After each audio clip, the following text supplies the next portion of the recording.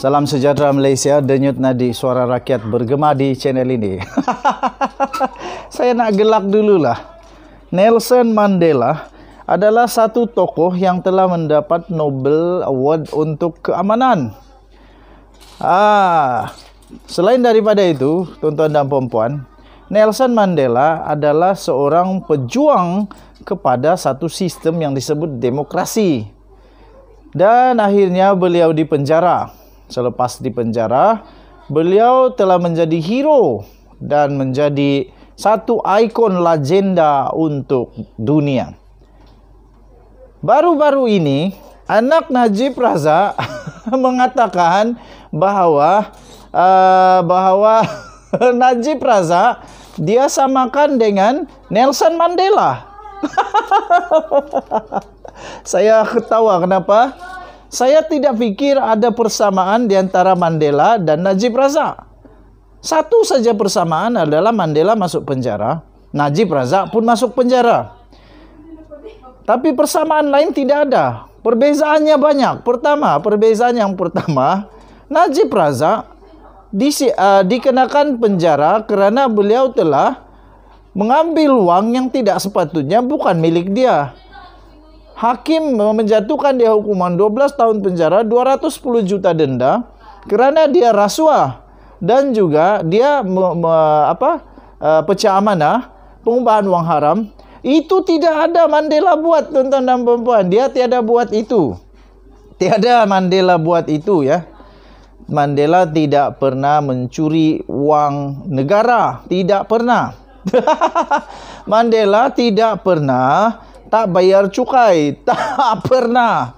Mandela tak pernah salah guna kuasa, tak pernah. Tapi anak Najib sampai hati dia samakan Mandela dengan Najib Razak. Tak apalah, kalau dia fikir sama tidak kisah. Tapi saya kata tak sama langsung. Tak sama langsung. Saya bukan merendah-rendahkan Datuk Seri Najib Tun Razak, tidak, ya.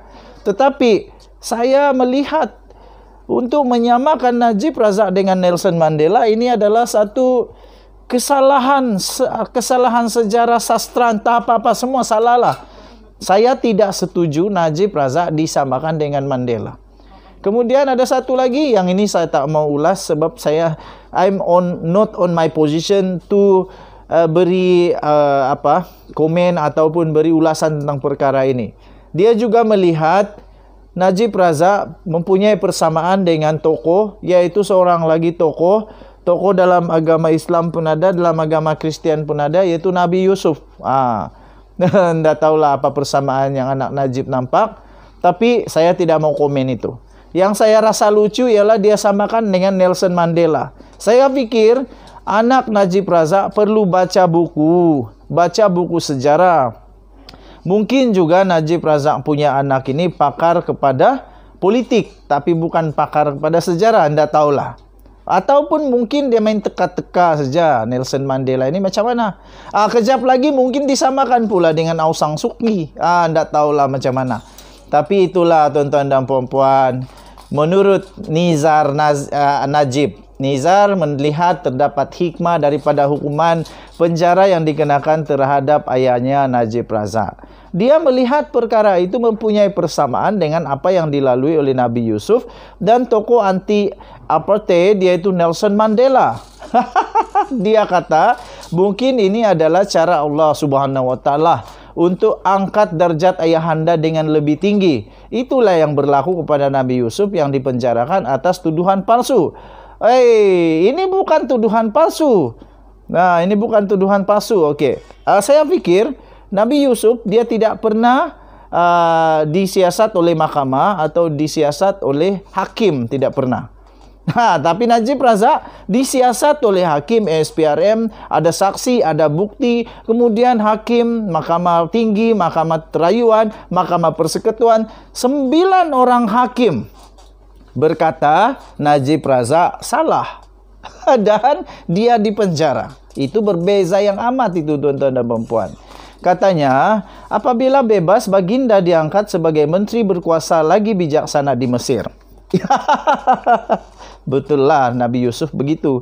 Najib Razak masalah dia sekarang sudah umur 70 tahun. Nanti dia sudah kena 12 tahun, dia akan keluar 72 tahun. Kemudian 1MDB, kalau dia kena lagi 10 tahun, berapa tahun? Kalau dia kena lagi satu lagi 1MDB, berapa tahun? Dia mampu lagi kah? Belum nyanyuk lagi kah setelah dia keluar dari penjara? Tidak apalah.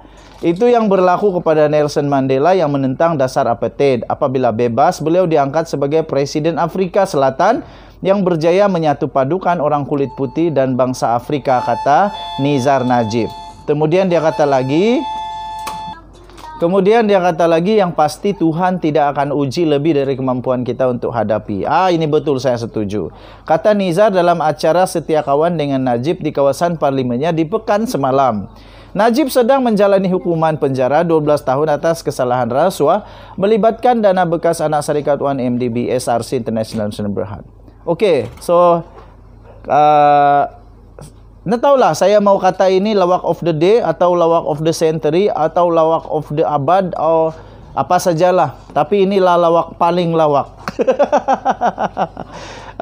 Sampai hati Nizar samakan Najib dengan Nelson Mandela. Tapi tidak apalah, suka hati dia lah. Denyut Nadi, suara rakyat bergema di channel ini. Bye-bye. Salam sejahtera Malaysia. Denyut Nadi, suara rakyat terus bergema di channel ini. Nampaknya tuan-tuan dan puan-puan yang dihormati sekalian, seakan-akan Datuk Seri Najib Tun Razak punya harapan terakhir untuk mendapatkan pengampunan diraja berada dalam kesuraman. Daulat tuanku, ampun tuanku, beribu-ribu ampun.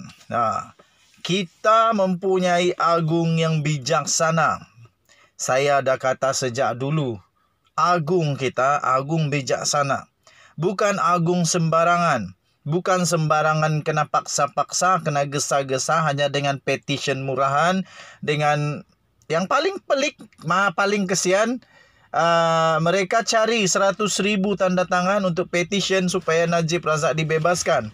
Alih-alih lebih 150,000 petition sudah ditandatangan, tidak mau supaya Najib dibebaskan, diampuni.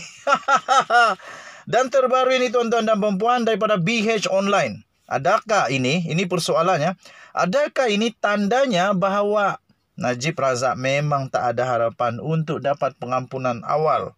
Kecuali nanti kalau dia berkelakuan baik, dapat parole dan sebagainya, mungkinlah. Tapi terbaru ini BH Online daripada Yang Agung, daripada Seri Paduka Baginda yang di-Pertuan Agong.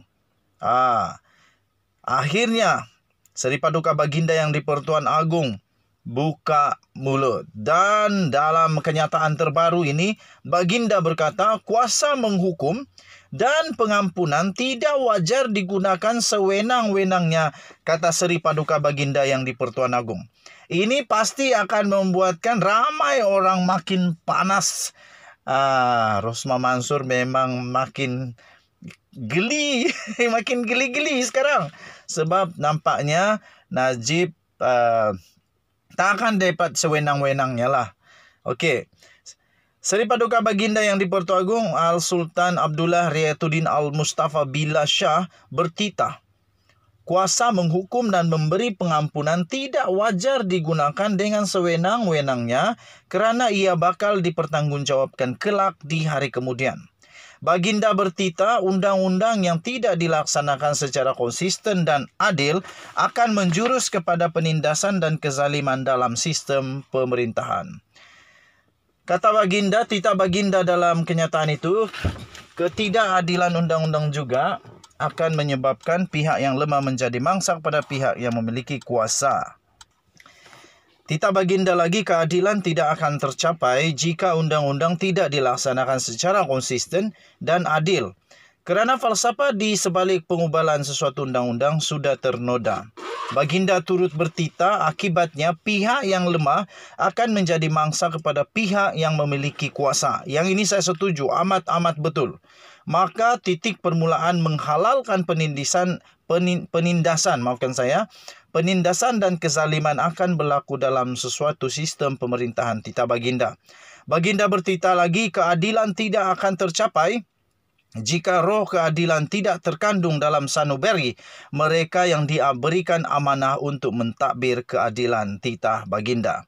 Baginda turut bertitah demikian, ketika baginda menyempurnakan Majlis Perasmian dan Pemasyuran Kompleks Mahkamah Syariah Negeri Pahang, Kompleks Syariah Al-Sultan Abdullah di sini pada hari ini. Turut mencemarduli adalah Raja Permaisuri Agung Tunku Haja Aziza Aminah Maimunah Iskandariah. Pembinaan kompleks syariah itu siap sepenuhnya pada 23 September 2021 dengan peruntukan sebanyak 44,75 juta. Daulat tuanku, ampun tuanku, daulat tuanku, sembah patik harap diampun. Digarhayu tuanku.